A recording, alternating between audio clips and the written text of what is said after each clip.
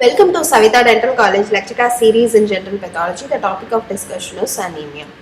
We are going to see the introduction to hematology first and the hemopoiesis. Hemopoiesis starts from hematopoietic stem cells or multipotent stem cells, which can again divided into myeloid and lymphoid progenitor cells. These myeloid progenitor cells divided into megakaryocytic and erythroid progenitor cells and granulocytic progenitor cells. The lymphoid progenitor cells again divided into T cell and B cell progenitor cells. By the action of erythropoietin, thrombopoietin, colony stimulating factor and other interleukins, these progenitor cells can mature to give rise to the mature RBCs and megakaryocytes, platelets, granulocytes and monocytes from myeloid series, and T cells, B cells, natural killer cells, dendritic cells from lymphoid series. So, the myeloid progenitor and lymphoid progenitor cells are present in the bone marrow and gives rise to the mature cells and form the lymphoid organs from the lymphoid progenitor cells like lymph nodes, spleen, thymus and tonsils. We can see the normal peripheral smear. The RBCs are disc shaped and it will have a central pallor, and the WBCs you can see larger than the RBCs and have nucleus. Platelets you can see as a dot-like structure. Coming to anemia, anemia is defined as decreased oxygen carrying capacity of the blood or a reduction in the normal limits of the total circulating red cell mass, includes hemoglobin count and the RBC count. Coming to classification of anemia, it is of two types, morphological and etiological classification. The morphological classification includes normocytic, normochromic, microcytic, hypochromic and macrocytic anemias according to the size and color of the RBCs.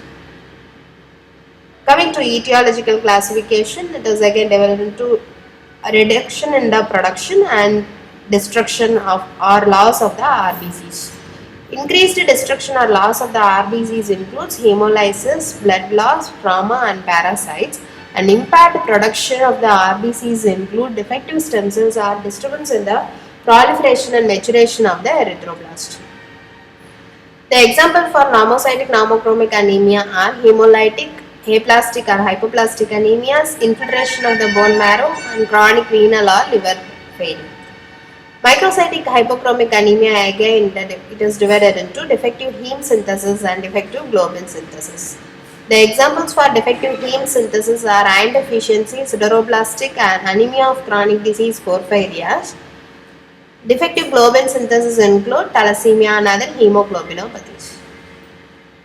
Coming to macrocytic anemia, it is divided into megaloblastic and non-megaloblastic anemia according to the causes of the anemia. In megaloblastic anemia, the causes are vitamin B12 deficiency, folate deficiency and chemotherapy-induced vitamin B12 and folate deficiencies or myelodysplastic syndrome or MDS. The non-megaloblastic anemia caused by chronic alcoholism, liver disease and hypothyroidism.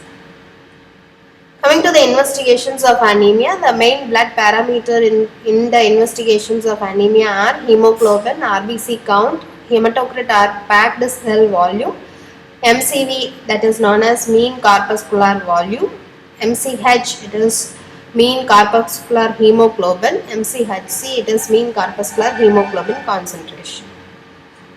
Other two parameters include reticulocyte count and RBC distribution width. You can see the normal reference value of men and women also for all these parameters. The investigation first start with the complete blood count and the peripheral blood smear. If the MCV is low, less than 80, that is known as microcytic anemia. Further investigations for this microcytic anemia are serum iron studies and ferritin level and the ratio between the MCV and RBCs. To differentiate the iron deficiency anemia, anemia of chronic disease and thalassemia. These all gives rise to microcytic hypochromic anemia.